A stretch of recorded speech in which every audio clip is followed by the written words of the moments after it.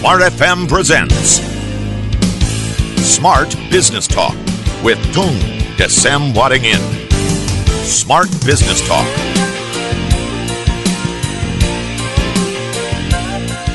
Ya, selamat pagi Smart Listener dan juga selamat pagi sahabat Sonora Network dimanapun Anda berada. Oke, kita berbicara 1 jam ini tentunya butuh konsentrasi Anda ya ketika Anda berkendara saat ini atau Anda yang mungkin baru keluar dari rumah. Tahan dulu, jangan terlalu emosi untuk mendapatkan spirit motivasi bersama dengan Mbahnya Dahsyat, ada Pak Tung Desem Waddingin. Selamat pagi Mbak Dahsyat. Selamat pagi Mas Daril yang ganteng, kekar, dahsyat, luar biasa. Juga Smart Listener selalu ya. Top Marco Top itu ya. Wah, luar biasa. Sehat Pak Tung?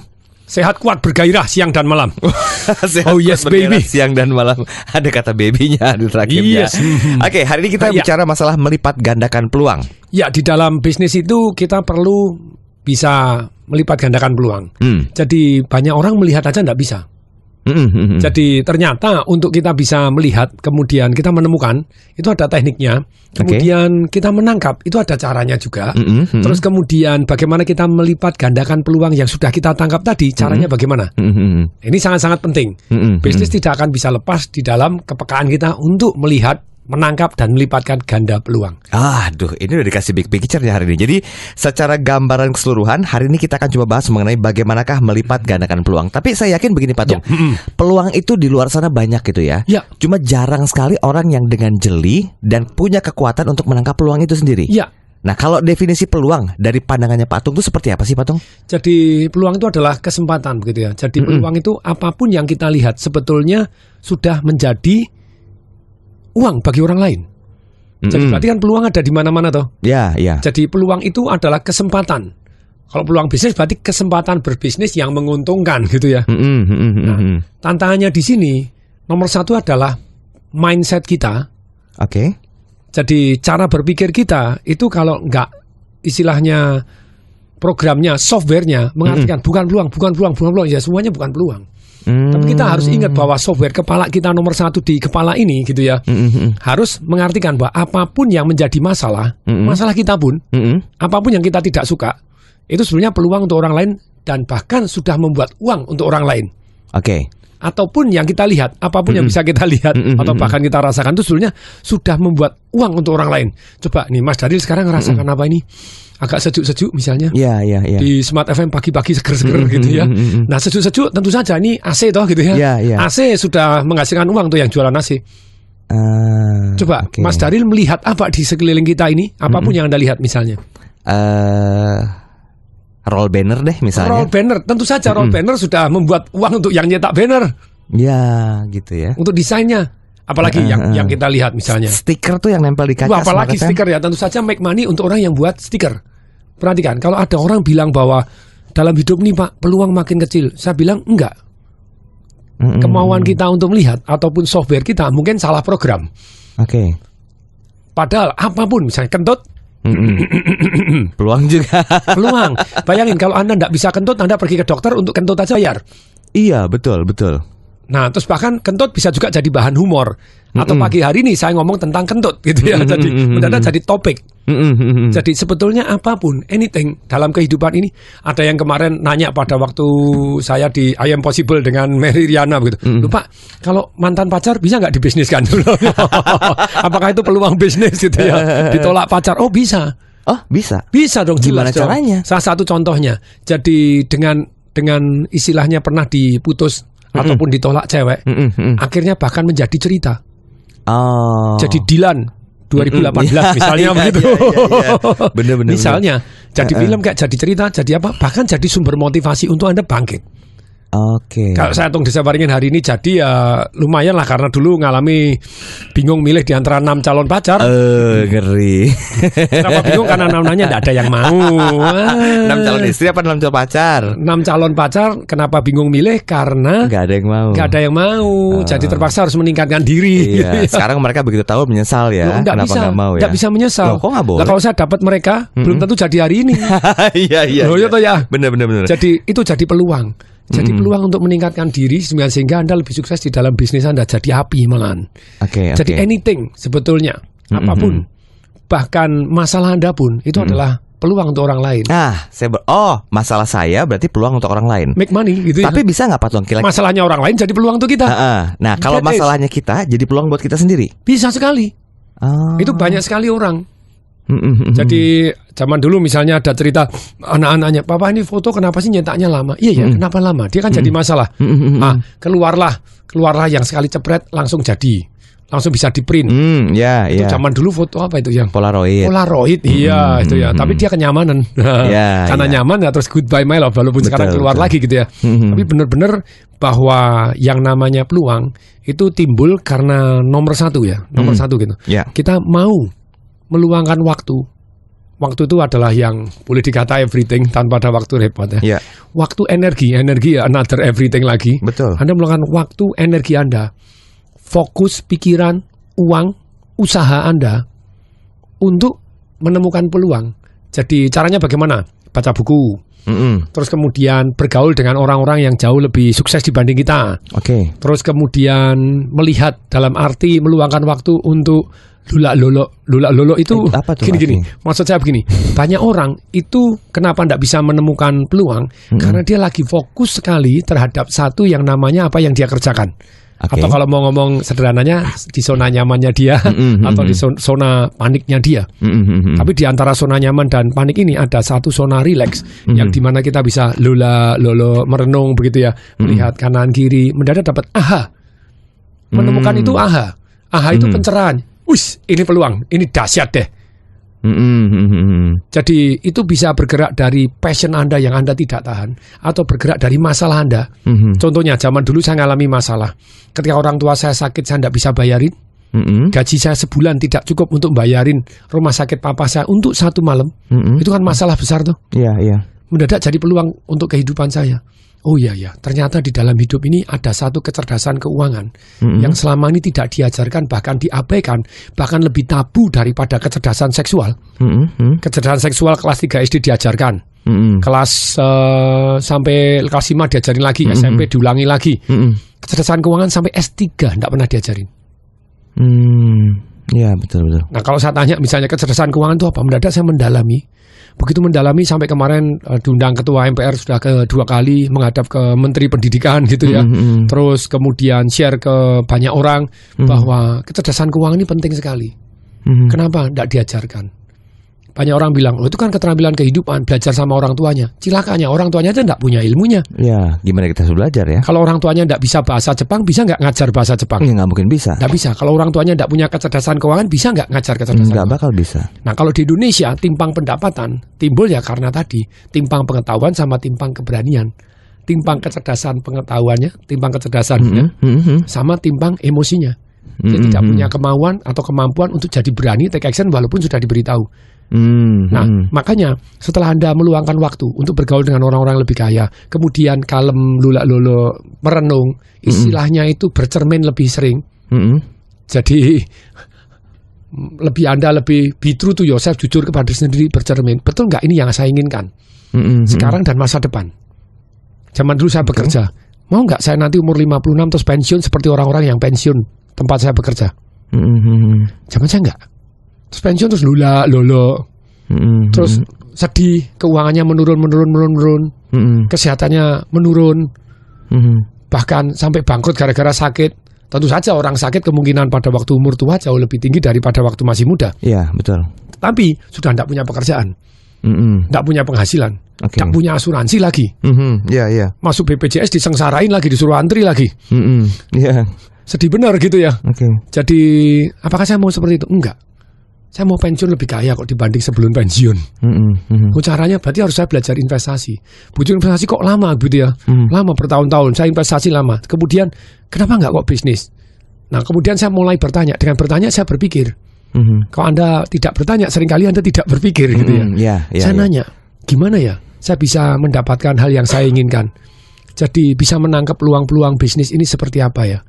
Nah ternyata pada waktu mau menangkap peluang bisnis ada pertanyaan lagi. Kalau pertanyaan salah, jawabannya salah. Kalau jawabannya salah, emosinya makin tinggi. Kalau emosinya salah, keputusannya pasti salah. Kalau keputusannya salah, tindakannya salah juga. Kalau tindakannya salah, hasilnya hancur. Kalau hasilnya hancur, nasibnya sial. Kalau nasibnya sial, hidupnya sengsara, berantakan dan sengsara. Jadi ternyata, jadi begitu saya bertanya, waduh, kalau saya bertanyanya salah, jawabannya saya salah. Jadi emosinya tidak pinter. Nanti untuk Anda mau menangkap, Anda butuh kecerdasan emosional. Untuk menangkap peluang ini butuh kecerdasan emosional. Butuh ilmu berpikir, butuh membentuk tim, butuh bagaimana sehingga kita bisa menangkap peluang dengan lebih baik. Satu quote menarik dari Patung pagi hari ini di sesi pertama adalah mau luangkan waktu, energi, fokus untuk usaha dan menemukan peluang. Tapi gimana nemuin peluangnya? Nanti kita coba singgung di sesi berikutnya. Tetap bersama kami. That was Smart Business Talk with Tung Desem Waddingin. Brought to you by Smart FM Network.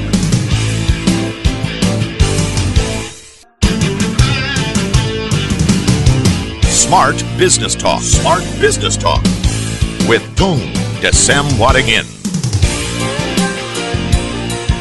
Ya, terima kasih Smart Listener dan juga sahabat Sonora Network dimanapun berada. Anda masih bersama kami dalam program Smart Business Talk bersama dengan Tung Desem Waddingin. Dan hari ini, bagi Anda yang mau berinteraksi, silakan di 0812 11 12 959 untuk SMS dan juga WhatsApp kami. Dan juga bagi Smart Listeners yang juga ingin tahu bagaimana sih caranya Anda bisa menemukan peluang ya. Karena tadi Pak Tung bilang di tema kita hari ini melipat gandakan peluang. Itu tema besar kita. Banyak orang yang harus meluangkan peluang berupa waktu, energi, dan fokus untuk melakukan sebuah usaha agar ketemu dengan peluang. Ini kan Patung berarti menemukan peluang itu adalah hasil akhir dari waktu yang kita luangkan, energi yang kita luangkan, fokus sama hal yang lainnya gitu ya. Nah, tapi begini Patung, untuk bisa menemukan peluang ini kan tadi saya mengatakan mungkin nggak kita belajar dari sebuah kesalahan kita dan itu dirubah menjadi sebuah peluang. Paling tidak kan udah nemu nih dari diri kita sendiri ya, dari masalah kita, ketimbang kita harus cari keluar. Nah, peluang di luar itu kan pasti banyak juga gitu. Tapi boleh step pertama, menemukan peluang dari dalam diri. Bagaimana caranya? Salah satu contoh tadi, ketika Anda menghadapi masalah, loh saya tidak suka ini. Oh berarti ini orang banyak yang tidak suka nggak seperti saya. Oh banyak juga. Berarti kalau saya menemukan caranya, bisa nggak saya jualan cara ini? Seperti tadi, motret yang langsung jadi misalnya begitu. Terus kemudian kayak saya misalnya hari ini pada waktu saya keliling dunia foto 1000 cases and places to remember. 1000 ciuman di 1000 tempat begitu ya. Iya, saya pernah ngintip tuh Instagram. Ternyata ada yang menarik. Saya kalau mau moto kan berarti harus bawa tukang foto terus foto ngajarin orang lewat itu ternyata lama juga gitu ya. Padahal kalau waktunya terbatas, kenapa nggak saya nyewa tukang foto? Nah, tukang foto, ternyata ada Axio itu. Banyak orang keliling dunia itu mau foto di seluruh dunia, tidak punya tukang foto. Mendadak dia kerjasama dengan seluruh dunia, tukang foto seluruh dunia. Jadi ketika saya ke Maldives pun saya bisa ngundang tukang fotonya. Jadi tidak perlu bawa dari Indonesia. Kalau bawa dari Indonesia kan jauh lebih mahal. Betul. Kenapa nggak ngambil di lokal dengan lebih murah dan kemudian tim yang dari Indonesia ini membagi hasil? Saya bilang, wow, peluang. Seperti saya tadi ceritakan di sesi pertama, contohnya. Ketika saya menemukan masalah bahwa urusan keuangan ini betapa pentingnya, tapi saya tidak menyelesaikan pada waktu itu, sehingga orang tua saya terpaksa dipindah ke kelas 3, dan pada waktu itu dia nangis, cuma bilang kamu tidak punya duit ya. Saya bilang, aduh, kamu tidak punya duit itu kayak gini nih toh. Kenapa saya tidak sadar dari awal toh? Sadarnya kalau sudah menghadapi gini kan tidak enak banget. Banyak orang tidak pernah sadar secara keuangan. Ketika dia tua sengsara, baru menghadapi. Telat. Seringkali telat. Atau ketika orang tuanya sakit seperti saya tidak bisa bayarin, painful sekali, sakit luar biasa. Saya bilang, kenapa nggak saya menyadarkan ini? Berarti ini peluang tuh. Ketika saya belajar ilmunya dan saya praktekkan, mendadak saya ngajar. Ya sih saya cas, sekarang seringkali saya kasihkan gratis-gratis. Tapi kalau gratis itu seringkali nggak enak juga. Kenapa? Yang datang 300, yang daftar 314, yang datang 14. Tempat sudah saya sewakan. Makanya mending saya sumbangkan gitu ya. Kayak kemarin Financial Revolution, lumayan kita menyumbangkan 41.584.600 rupiah ke dompet duafa gitu ya. Jadi mending saya sumbangkan aja deh daripada gratis, orang tidak menghargai. Jadi seringkali saya ngadakan seminar, ya sudahlah kamu gratis boleh, tapi nanti nyumbang ya. Ya, kamu datang nyumbang. Atau enggak nyumbang dulu ya di depan, nanti saya sumbangkan. Jadi itu jauh lebih seru. Dalam hal ini kan jadi kesempatan. Peluang saya untuk make money, peluang saya untuk nyumbang juga. Jadi mendadak masalah yang saya alami dulu, oh iya ya banyak orang ya, kenapa hari ini buruh? Nah 1 Mei gitu lagi, 1 Mei sibuk demo, apa yang didemoin? Ayo coba perhatiin. Naik gaji, apalagi? Kesejahteraan. Sebenarnya bukan kesejahteraan nomor satunya, bukan duitnya dulu, kecerdasan. Jadi saran saya sebenarnya demonya itu jangan demo minta naik gaji, bolehlah demo minta naik gaji, tapi yang paling penting demo minta di training. Oh, kok di training Pak Tung? Iya dong, karena kalau dikasih duit sebentar lagi Anda habiskan. Oh, enggak apa-apa Pak, saya senang habis-habisin silakan. Tapi kalau di training, ilmunya milih Anda seumur hidup loh. Oh, Anda dilatih.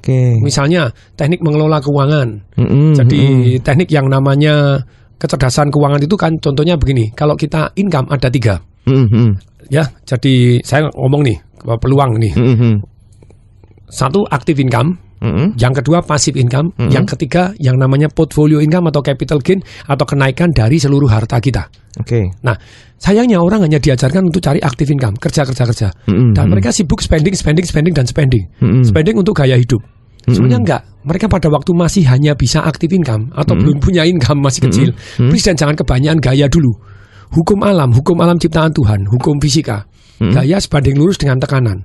Kalau hidup kita kebanyakan tekanan, kita kebanyakan gaya. Begitu juga sebaliknya ya. Kebanyakan gaya pasti banyak tekanan juga. Yes, kecuali Anda pasif income-nya sudah lebih besar dari gaya. Tekanan itu P itu sama dengan F dibagi A gitu ya rumus fisikanya. F-nya itu gayanya. Terus kemudian dibagi A itu area yang menopang. Kalau area menopangnya luas, tekanannya jadi kecil. Ya. Nah, areanya yang luas itu area apa? Area pasif income kita. Kalau kita pada waktu masa muda, kita bekerja, kita melakukan satu yang namanya breakthrough. Breakthrough apa? Breakthrough keuangan. Keluar dari zona nyaman kita, mendapatkan income yang lebih gede, terus kemudian kita foya-foya, habis. Tapi kalau kita mendapatkan breakthrough-nya aha di kepala kita, oh ya kita selain dapat uang, kita juga bisa terus fokus kepada passive income. Supir saya aja kemarin di Ketua MPR filmnya saya puterin, supir saya cuman SD enggak sekolah, bahkan enggak sekolah sama sekali, belas enggak pernah sekolah. Sekarang punya kos-kosan. Punya rumah 3. Ini supir yang antar saya ini di depan ini. Saya putarkan videonya. Ini loh bedanya apa yang doktor S3 dan kere. Dan supir saya yang menghadapi masa pensiun jauh lebih sejahtera, lebih damai karena dia siap. Dia punya BPJS, yes. Kemudian dia punya passive income. Dulunya dia salah, dikasihkan kepada anaknya. Anaknya rileks, bapaknya jadi supir, anaknya jadi tukang jaga kos. Sebenarnya anakmu suruh keluar, suruh kerja. Lupa kalau anak saya tidak bisa kerja nanti dikasih uang makan untuk makan aja. Tapi kalau mau beli motor beli apa harus kerja keluar sana, tendang pantatnya. Terus uang kos tarik sendiri semua untuk dia. Jadi tidak bisa nanti kalau enggak anakmu terlanjur loyo sehingga terima uang kos melulu. Terus bapaknya pada waktu pensiun kos-kosnya diminta tidak boleh sama anaknya. Oh iya betul. Tidak bisa, ini haknya bapaknya untuk pensiunan. Anak harus kerja sendiri masih muda, enak-enak aja. Bapaknya disuruh jadi sopir, anaknya tunggu-tunggu ongkang-ongkang tendang pantatnya aja. Nah, tapi perhatikan begini. Jadi yang namanya peluang bisnis ini timbul ketika Anda mengetahui ada masalah. Loh berarti ini harusnya sebetulnya demo minta training aja 5% dari dana pendidikan, 5% dari dana gaji semua harus dicurahkan kembali kepada karyawan untuk training. Training apa? Soft skill, life skill ataupun hard skill. Maksudnya apa? Jadi Anda bisa training keterampilan supaya Anda lebih canggih. Lama-lama kalah juga sama mesin. Goodbye my love Anda gitu ya. Minta naik gaji terus apa yang terjadi? Ganti mesin. Tak peduli. Silakan. Tapi Anda banyak yang short term. Minta naik gaji. Tuh ada pabrik sepatu saja sekarang pindah di Karanganyar. Saya yang beli sepatu ini itu ada merek tertentu pindah di Karanganyar karena gajinya masih kecil kok. Oh enggak Pak, sekarang demo aja seluruh Indonesia naik gaji, pindah Vietnam. Lebih susah lagi ya? Betul toh. Jadi banyak orang enggak sangka bahwa sekarang kita di Tangerang ke Jakarta gaji harus tinggi. Silakan Anda gugat terus. Terus betul pemerintah mau mengabulkan Anda. Pengusahanya pindah enggak? Pindah pasti. Pindah dengan nggak damai. Kuat kan? Iya. Enggak dengan damai gitu ya. Jadi di kemudian hari itu akan terjadi revolusi yaitu tadi. Jadi tenaga kerja ini akan kalah teliti dengan mesin, kalah cepat dengan mesin, dan mesin tidak pernah minta naik gaji. Kalah pinter dengan mesin. Nah, mestinya kita harus belajar tentang kecerdasan keuangan, sehingga juga kecerdasan yang lain, sehingga hidup ini jadi lebih mudah karena kita learning what really matters in life. Belajar hal-hal yang penting dalam kehidupan. Jadi alangkah baiknya sebetulnya perusahaan ini alokasi seperti Bank Indonesia yang memaksa bank-bank itu 5% dari dana human resources, seluruh gaji dan segala macam itu harus dikembalikan dalam bentuk pendidikan karyawannya. Investasinya di kecerdasan ya berarti ya? Iya, jadi kayak kalau tidak di training duitnya diminta oleh BI. Nah kalau aturan tenaga kerja mestinya gini, jangan aturan pesangon yang gede. Aturan pesangon yang gede, lu yang di pesangon itu yang mampu atau yang tidak mampu sih? Yang jelek atau yang bagus sih? Iya, yang bagus biasanya. Kalau yang pesangon kok? Oh, yang pesangon yang jelek dong. Jelek. Lah kalau jelek kasih pesangon tinggi. Iya ya. Itu aneh tuh, melanggar hukum. Udah yang jelek dikasih yang bagus gitu ya. Iya, itu kan melanggar hukum satu yang namanya the greatest management principle on planet Earth gitu ya. Manusia hanya melakukan yang dia dikasih insentif dan kemudian tidak melakukan yang dia tidak dihargai. Lah kalau dia ceritanya jelek malah dihargai, ya memancing orang yang supaya pecat aja lo, berani lo. Nah tuh berani dapat pesangon gede kan, salah pemikiran dasarnya. Lebih baik duitnya itu dikompensasi ke pendidikan. Ini kan sebetulnya pemikiran untuk supaya bisnis di Indonesia bersaing dengan luar negeri gitu ya. Iya. Jadi karyawannya jadi lebih pinter. Punya kecerdasan keuangan, punya passive income, kecil-kecil tidak boros dulu, punya lagi kerja langsung dimasukkan ke dalam kos-kosan dulu, kos-kosan tidak bisa satu kamar kos dulu, tidak bisa rumah bedeng dulu, tidak bisa bareng-bareng sama teman-teman, kumpulkan, kan tetap bisa tuh. Iya.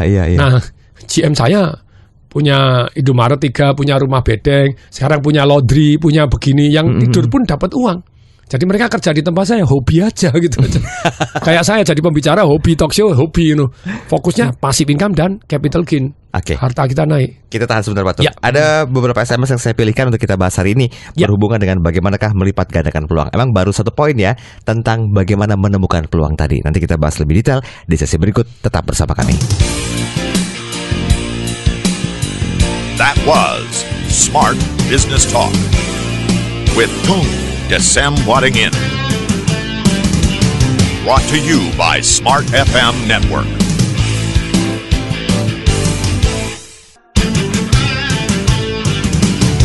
Smart Business Talk. Smart Business Talk with Tung Desem Wadingin.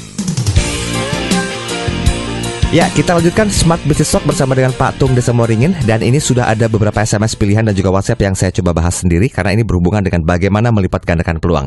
Oke, selamat pagi Mbah Dasyat. Ini dari Cipto di Rawamangun. Saya mau tanya Pak Tung katanya, gimana caranya menambah atau mendapatkan faktor kali setelah peluang itu kita dapatkan dan kita bangun bisnisnya Pak Tung? Oke, gimana Pak itu Tung? topik ketiga gitu, bagaimana melipat gandakan peluang yang ada. Nomor satu kan menemukan peluang baru, yaitu ubah mindset dulu bahwa everything adalah peluang, nomor satu gitu ya, kesempatan. Terus kemudian kita harus pilih yang kita betul-betul gini loh, kalau milih peluang itu kita harus bisa memilih dong, karena peluang begitu banyaknya. Itu nomor satu, pilih yang menghasilkan. Kemarin saya baru kondangan begitu ya, kondangan pada waktu itu ada satu orang tua punya pabrik farmasi, anaknya 3 tidak ada satupun yang mau melanjutkan. Saya bilang anaknya goblok, saya bilang gitu. Sini serahkan aku deh, wariskan ke daku, sini aku lanjutkan. Alasannya tidak suka, salah. Di nomor satu itu harus menghasilkan dulu, menghasilkan. Kemudian berikutnya adalah mudah. Yang ketiga baru Anda suka. Jadi kalau Anda diwarisin itu kan sebenarnya sudah menghasilkan dan sudah mudah. Karena orang tuanya punya 30 tahun pengalaman di sana, distributornya, suppliernya, membuat karyawannya kerja gimana, mulai dari nol, coba rasain. Bisa mabok-mabok gitu ya. Pilih mudah, tapi baru Anda yang suka. Kalau tidak suka gimana? Ambil dulu selama itu menghasilkan dan mudah, embat dulu. Embat dulu, secepat mungkin nanti delegasikan. Nah ini, jadi kalau Anda mau menemukan peluang tadi, setelah Anda meluangkan waktu dan mengubah mindset tadi gitu ya, meluangkan waktu, tenaga, pikiran, dan untuk melihat kanan kiri, keluar dari zona nyaman, bergaul dengan orang-orang yang sukses, mau baca buku lagi, mau baca majalah ke luar negeri, lihat-lihat ke kota lain gitu ya, ikut seminar baru, jadi Anda mendadak terus lolok meluangkan waktu merenung, apa ya yang betul-betul saya suka dan menghasilkan gitu ya. Jangan suka doang. Ternyata anaknya suka aviasi, dia mau sekolah di sana, mau masuk ke aviation, kemudian mau kerja di Garuda, mau kerja di sini. Saya bilang, aduh aneh banget ini orang ini gitu ya. Boleh nggak Anda aviasi? Boleh. Kenapa tidak? Tapi belajar bisnisnya, saya bilang gitu. Tapi sebelumnya bagaimana? Boleh nggak sekolah aviasi? Boleh. Tapi orang tua dilanjutkan nggak? Dilanjutkan. Jangan ditolak dong, dikasih rezeki kok ditolak. Orang itu sudah menghasilkan dan mudah. Secepat mungkin dikasihkan, jadikan passive income sehingga Anda punya orang-orang yang bisa jalan tanpa Anda, auditnya jelas gitu ya. Target-targetnya jelas, kalau tidak mencapai tinggal diganti, fokuslah ke aviasi. Kesukaan Anda buat bisnisnya di sana. Boleh dong gitu. Tapi kalau belum apa-apa Anda membuang yang sudah ada, sayang ya. Ini partai keras aja gitu ya. Jadi kalau menemukan seperti itu. Kemudian setelah menemukan gitu ya, Anda melangkah peluang. Menangkap peluang nanti kita bahas ya sesi terakhir saya Tapi kalau melipat gandakan peluang, jadikan ada 2 tadi, faktor kali dan mau berbagi. Apa sih faktor kali itu tadi? Kita harus jelas dulu. Faktor kali itu adalah sesuatu hal gitu ya, entah orang, entah institusi yang ketika Anda bergaul dengan mereka atau membuat nilai tambah Anda dikalikan oleh mereka. Contoh misalnya, Anda jualan makanan, mendadak Anda punya faktor kali. Faktor kalinya apa? Misalnya agen Anda tambah banyak. Atau bahkan ada faktor kalinya Carrefour, ataupun Hypermart, ataupun Indomaret, Alfamart. Begitu satu jual jebret, berapa ribu orang yang jualan. Betul, saya tahu yang Indomaret, Alfamart sekarang, waduh, masih menggunakan kekerasan gitu. Anda mau masuk harus bayar sekian, satu toko harus sekian, ngekoskan kapling. Alamat goodbye loh. Maksudnya alamat goodbye itu, wahai Indomaret, Alfamart, Anda seperti itu akan turun terus omsetnya. Anda kan kalah dengan Tokopedia, kalah dengan Lazada, kalah dengan begini yang mereka boleh upload aja gratis dan bisa jualan seluruh. Dan lama-lama harga Anda kan jadi membuat orang yang jualan jadi harganya tinggi-tinggi dong. Iya, betul. Karena harus ngekos, harus bayar dulu, harus begini, harus begini. Nah, tapi kalau Anda insaf gitu ya. Jadi please deh, Anda mungkin hanya cari untung jangka pendek tapi jangka panjang tidak peduli. Hati-hati.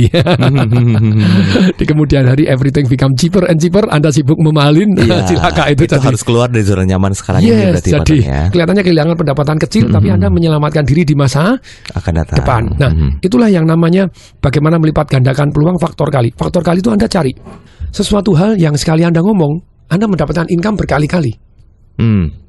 Jadi sekali Anda produksi barang berkali-kali.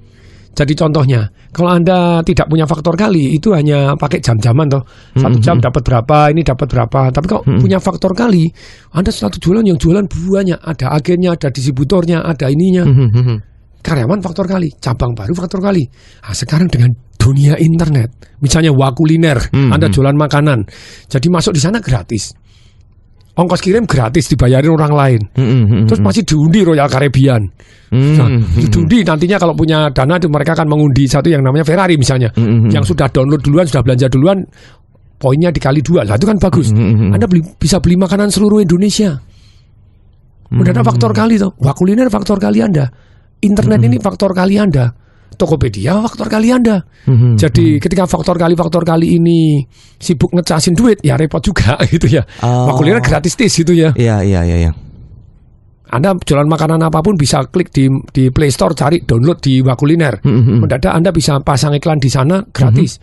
Kalau Anda mau premium, mau diiklankan, mau diginin, silakan. Tapi Anda gratis pun bisa masuk faktor kali Anda. Dan banyak orang salah ketika faktor kali mengharapkan, aku masuk Tokopedia nggak laku nih, aku masuk di Wakuliner nggak laku nih. Salah. Itu kan mereka cuma platform. Nah, caranya gimana? Anda masuk Wakuliner, terus kemudian Anda mengadukan promo. Ini khusus yang bagi Wakuliner, kan tidak perlu ke Indomaret. Kalau ke Indomaret kan dikasih dicas uang kos, uang begini. Alfamart dicasin macam-macam. Jadi Anda ada listing fee, ada fee, fee, fee. Jadi tidak menyenangkan fee gitu ya. Nah, kalau begitu daripada begini, ini diskon aja karena kan tidak ada fee yang lain. Apalagi yang pihaknya mereka mau ngasih free kiriman, free ongkir, kenapa nggak aku tak diskon? Nah, Anda ngomong toh, tak tempatkan aku diskon nih 30%, 50%, taruh di halaman pertama ya. Nah, terus kemudian Anda genjot promoin melalui WhatsApp grup Anda, melalui Facebook grup Anda, supaya orang masuk ke sana.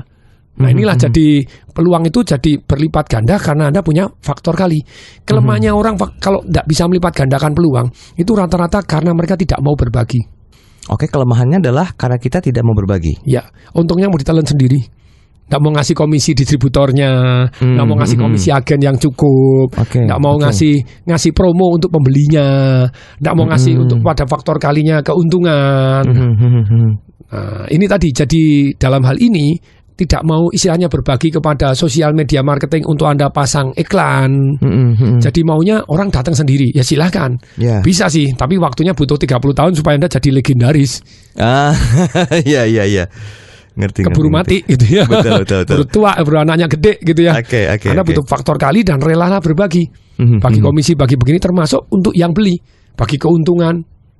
Saya seringkali kalau seminar tak bagi kasih CD, kasih begini. Nah, itu kan hasilnya jauh lebih bagus. 100% money back garansi. Kalau ternyata tidak puas, CD-nya boleh diambil. Kan seru toh.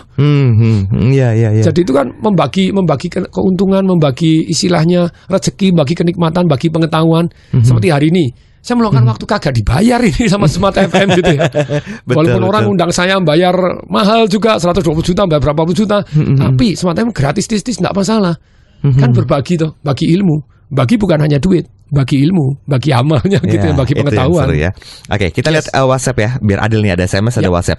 Patung, gimana kalau produknya jasa, Patung? Menemukan peluangnya seperti apa dan menjadikannya sebuah faktor kali seperti apa? Ini saya pilih dulu nih yang masih berhubungan faktor kali, Patung. Seperti yang namanya jasa, sebetulnya ada satu yang namanya industri, itu adalah industri ilmu pengetahuan. Jadi ilmu pengetahuan hari ini itu begitu jarangnya orang, jadi banyak hanya sekolah doang. Sekolah tidak mengajarkan ilmu-ilmu yang penting dalam kehidupan.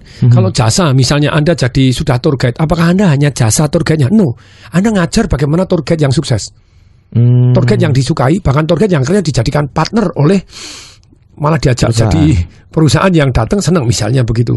Misalnya Anda jadi guru bahasa Inggris, ya jasa toh. Iya, jasa. Bagaimana Anda ngajarkan bagaimana jadi guru bahasa Inggris yang dahsyat, ilmu ngajar jadi guru bahasa Inggris, ilmu bisnis, sebenarnya apapun profesi Anda, sebenarnya ada industri tambahan, yaitu industri tambahan untuk yang namanya Anda jadi guru, jadi mengajarkan ilmunya.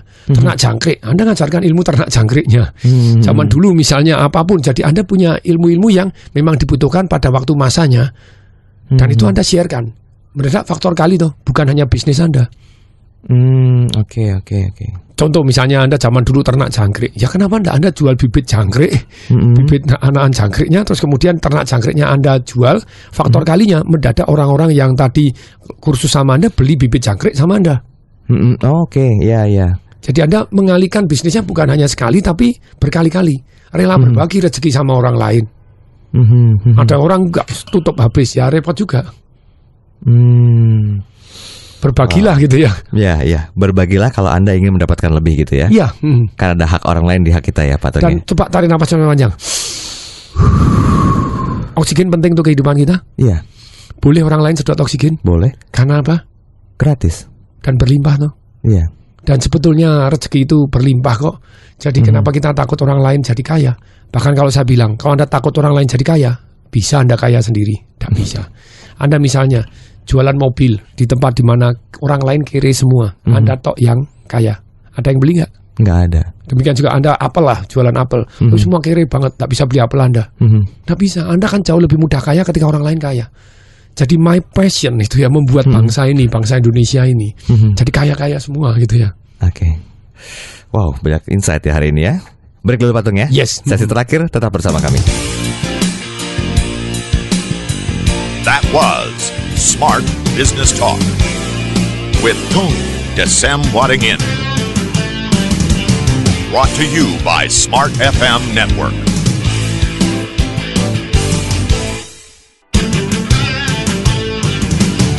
Smart Business Talk. Smart Business Talk with Tung Desem Waddingin. Ya, sudah sampai di sesi terakhir. Terima kasih Smelison dan juga sahabat Sonora Network. Ini SMS dan WhatsApp cukup banyak, tapi kita pilihkan beberapa pertanyaan yang memang hubungannya dekat dengan tema kita, yaitu melipat gandakan peluang. Tadi di sesi pertama sampai dengan kedua, kita fokus untuk nemuinnya dulu nih. Nemuin peluang udah ada, kalau misalnya udah ketemu, terus apa yang harus kita lakukan? Apakah nemu cuma didemin doang, Patung? Kan sayang, orang lain juga yang punya kesempatan untungnya. Terus abis nemu tuh gimana, Patung? Jadi banyak orang untuk menangkap peluang itu dia bilang, Pak saya butuh uang. Oh, saya butuh orang, absolutely gitu ya. Terus kemudian Anda bilang, oh saya butuh keberanian. Yes, rata-rata cuma 3 butuh ini gitu ya. Anda butuh uang, butuh orang, sama butuh keberanian. Nah, keberanian urusan mindset. Bagaimana membuat bisnis jadi asimetris, resikonya jadi lebih kecil.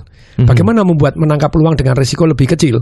Kalau Anda punya pengetahuan di bidang itu, satu, resikonya lebih kecil. Kalau Anda punya duit jauh lebih banyak dari yang harus dibayarkan, atau bahkan pasif income Anda aja sudah lebih gede, makanya akan menangkap peluang dengan lebih berani, asimetris. Tapi asimetris yang kita bisa mulai kecil dulu, itu asimetris juga.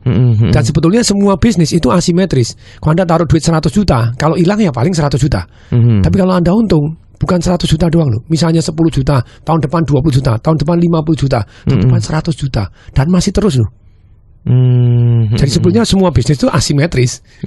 Cuman kita salah nangkep gitu ya. Oh kalau saya hilang 100 juta kan habis semua. Enggak loh, habis semua, habisnya cuma 100 juta. Kalau dapatnya bisa. Zaman dulu saya punya toko buku modal 225 juta. Hari ini tiap tahun saya untungnya miliar-miliaran. Dan terus loh, masih untung loh berpuluh-puluh tahun loh. Oke. Iya. Bukan hanya modalnya yang kembali. Jadi sebetulnya bisnis asimetris. Tapi asimetris risk, keberanian Anda tinggi lagi kalau Anda jago menjual. Perhatiin, Jadi Anda jual dulu baru beli barangnya. Jual dulu baru beli barang. Berarti resikonya kecil. Tak ada. Oh. Loh, kok bisa? Bisa modal supplier. Jadi suppliernya titip, Anda konsinyasi lebih dahulu. Lupa kalau konsinyasi harganya lebih tinggi, nggak apa-apa, resikonya lebih kecil dulu. Kemudian yang kedua, kalau mau asymmetric risk, yaitu Anda jual dulu toh, baru cariin barangnya. Setelah Anda MOU dengan, oh ya barangmu harga sini, tidak usah bawa, Anda jualkan kepada orang lain, jadi maklar, Anda asymmetric bisnis. Jadi Anda lebih berani menangkap peluang bisnis. Nah, jadi berani juga mental gitu ya. Ada ilmu bakar kapal juga, tapi bakar kapal ya kalau sukses, kalau tidak sukses mati juga itu kayak juga gitu ya. Jadi kemudian berikutnya ini, jadi Anda mempersiapkan antara yang namanya orang. Jadi orang ini Anda membuat tim. Nah tim Pak gajinya gede, enggak. Anda kalau mau berbagi udahlah kamu punya saham, kamu ikut setor modal, jadi malah dapat setoran modal. Jadi bahkan Anda menyiapkan orang ini mulai rekrut toh, pembinaan, training, coaching, sampai akhirnya kita menyiapkan jadi sistem. Sistem itu apa sih? Nilai-nilai dan budaya kerja, urut-urutan tata cara kerja sehingga lancar nangkepnya. Jadi ada yang dipentingkan dulu. Kayak saya kalau saya mau nangkep peluang hari ini, saya siapkan orangnya dulu. Nah, orangnya saya siapkan kriterianya dulu, saya rekrut dulu. Nomor satu bisa dipercaya. Orangnya, caranya bisa dipercaya bagaimana? Dengan proses. Nah, dia memberikan laporan nggak, dites jujur nggak, dikasih duit gemeletak, diembat nggak gitu ya. Disogok sama orang mau nggak, saya suruhan orang tak suruh nyogoin gitu ya. Kalau nggak lolos, masukin absen nggak, masuk absen ya silakan juga gitu ya. Jadi nomor kita rekrut, terus kemudian kita pembinaan, kita siapkan nilai-nilainya begini, kita tes, dan begitu dia jujur. Kemudian inisiatif nggak? Jadi saya nyiapkan orangnya. Ke orang-orang saya butuh yang inisiatif, nggak nunggu. Jadi report, ngasih tahu, ngasih begini. Jadi kalau nunggu terus gak enak. Orang-orang yang top itu inisiatif sampai masalahnya selesai. Hari ini terus kemudian beberapa waktu yang lalu saya pergi ke Pontianak. Jadi apa yang dilakukan di Pontianak? Nah itu kan sebetulnya tim saya yang menyiapkan. Sampai loh kita seminar di Pontianak. Iya Pak. Jadi dia sudah jualan seminar di Pontianak, sudah begini-begini. Mereka sudah run by themselves gitu ya. Kadang saya lakonnya pokoknya direnteng gak karu-karuan misalnya gitu. Nah tapi betul-betul bagaimana kita menyiapkan tim ini penting. Loh, gini loh, apapun yang kita tidak punya, orang lain punya loh. Misalnya Anda tidak punya apa? Pengetahuan tentang negosiasi, ada loh jago negosiasi bisa kita pakai. Saya tidak mau buka rumah makan ini, saya tidak bisa masak. Bisa loh rekrut orang masak. Pertanyaan lagi, Pak saya tidak bisa negosiasi urusan hukumnya, Pak ini ketentuan hukum saya tidak tahu. Ada loh yang jagoan hukum. Pak saya tidak punya modal, ada loh yang punya modal. Jadi ternyata kalau Anda bisnis, rahasia. Rahasianya apa? Mempekerjakan orang yang lebih hebat dari kita. Dan Anda itu tinggal mau mengorganizer tadi. Jadi kalau ditanya Jack Ma itu satu hari, Jack Ma kerjaanmu apa sih? Sama. The greatest istilahnya pada waktu itu orang yang CEO on planet Earth gitu ya. yang dari General Electric gitu. Nah itu dia juga ditanya ketika apa sih rahasia Anda sukses? Rahasia sukses itu saya keliling dunia untuk cari orang yang lebih pintar dari saya untuk saya pekerjakan. Nah kalau menurut Jack Ma mempekerjakan orang pintar itu tidak mudah. Karena mereka maunya sendiri-sendiri supaya mereka bisa kerja sama itu tidak mudah. Kalau orang goblok gampang bekerja sama katanya. Kalau orang pintar maunya sendiri banyak-banyak. Nah ternyata kita butuh keterampilan untuk supaya mereka kepemimpinan tadi menyatukan orang-orang pintar supaya bisa bekerja sama di perusahaan kita. Nah itu sangat-sangat penting gitu ya. Jadi sungguh-sungguh bila Anda mau menangkap peluang, Anda berani dengan cara asymmetric risk, siapkan timnya, orangnya gitu ya. Jadi dan bukan hanya orangnya doang, Anda siapkan sistemnya, sistem reward and punishment-nya, sistem marketingnya, sistem kontrolnya, sistem SDM-nya. Jadi merekrut, membina, memberikan coaching sampai menjadi budaya, reward and punishment-nya, mengeluarkan orang-orang yang tidak tepat itu penting. Makanya ketika saya ngajar business revolution begitu ya, nah itu saya ajarkan merekrut orang ini penting sekali, membina, melakukan coaching, membuat nilai-nilai perusahaan supaya Anda perusahaan jadi grow. Atau kok perusahaannya kemarin ada teman saya yang ngasih testimoni di Financial Revolution, Pak Alek BPR Lestari, Pak Tong is my secret of success no. Kemudian dia kamu perusahaannya berapa nanya saya? Lebih dari 10 lebih. Kok bisa toh gitu ya? Saya bilang karena saya punya orang gitu ya. Kalau saya tidak punya orang lain saya tidak bisa. Kok kamu bisa orang kerja sama kamu loyal? Karena saya mau membagi hasil. Rahasianya itu sebetulnya Pak Tong ya. Mau berbagi. Ya, mau berbagi. Jadi kan tempat saya ini istilahnya the happiest place on planet Earth untuk cari duit. Kok bisa? Karena satu suasana menyenangkan. Tempat saya tiap jam ada hura-huranya, ada begini. Tidur pun saya bayar. Ada kursi, iya di tempat saya tidur saya kasih duit. Tidur siang saya kasih duit. Nggak tidur duitnya datang gini. Datang rajin saya kasih duit. Banyak hal-hal yang menyenangkan. Bisa tiap jam kita bisa nyanyi bareng, bisa begini nonton video bareng, bisa kemudian fokus lagi lunjak-lunjak, dansa bareng. Jadi seru-seruan, seger-segeran gitu ya. Terus kemudian yang kedua suasana kerja menyenangkan. Yang kedua apa selain suasana kerja? Tingkat penghasilannya 3 kali lipat lebih dari saingan sejenis. Sama operator, sama kasir tempat saya harus lebih gede. Kok bisa? Karena income perusahaannya jauh lebih gede. Saya punya prinsip 135. Satu karyawan income-nya 3 kali lipat dibanding saingan sejenis karena dia menghasilkan 5 kali lipat daripada karyawan sejenis. Produktivitas terkait dengan penghasilan. Aduh, kalau di tempat saya gaji kecil-kecil, tapi dibaca kasih 3 kali lipat, tidak mau. Dia ada bagi hasilnya.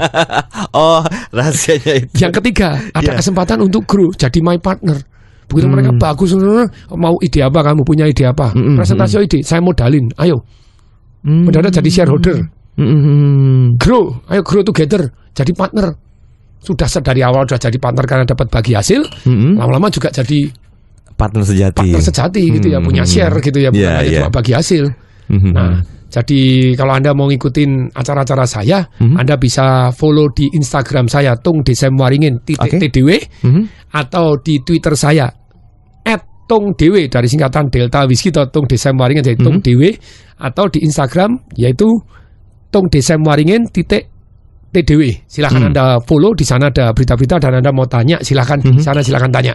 Oke, baiklah. Pak Tung, kita kasih boleh dong kasih oleh-oleh sedikit sebelum kita closing hari ini? Dengan senang hati. Jadi kalau Anda mau sukses dalam kehidupan ini secara keuangan untuk mendapatkan uang yang sangat banyak, yaitu bisnis dan investasi. Kalau bisnis akan jauh lebih cepat gitu ya daripada investasi. Bisnis Anda harus mau meluangkan waktu, tenaga, pikiran, usaha, energi, uang bahkan untuk menemukan peluang. Yaitu caranya bagaimana Anda baca buku, Anda keluar negeri bergaul dengan orang-orang yang lebih hebat, dan Anda merenungkan waktu, reflect more, tes cermin lebih dari apa yang buat I really want, bener nggak saya gini, nanti pensiun tua mau seperti apa, mau nggak seperti gini, yang saya mauin apa gitu ya. Jadi kemudian Anda memilih bisnis-bisnis yang bisa menghasilkan, nomor satu, yang kedua mudah, yang ketiga yang Anda suka gitu ya. Kalau nggak suka tapi menghasilkan dan mudah, ambil aja dulu, delegasikan secepat mungkin gitu ya. Terus kemudian Anda menangkap, caranya menangkap gimana? Anda berani, caranya berani cari yang asimetris jadi berani gitu ya. Kemudian selain Anda berani, Anda buat tim orangnya, rekrut, bimbing, bina gitu ya. Terus kemudian reward and punishment, keluarkan yang tidak cocok. Terus kemudian siapkan sistem, nilai-nilai dan budaya yang sampai benar-benar Anda dengan mudah Anda menangkap peluang tadi. Ada timnya gitu ya. Kemudian yang ketiga, melipat gandakan peluang yang sudah ada, yaitu dengan cari faktor kalinya, dan sungguh-sungguh Anda rela berbagi. Itu oleh-oleh untuk Anda semua yang pagi hari ini mendengarkan baik Smart Listeners maupun juga sahabat Sonora Network. Saya Daryl Adam dan Tungdesemwaringin. Salam dahsyat. That was Smart Business Talk with Tungdesemwaringin. Brought to you by Smart FM Network.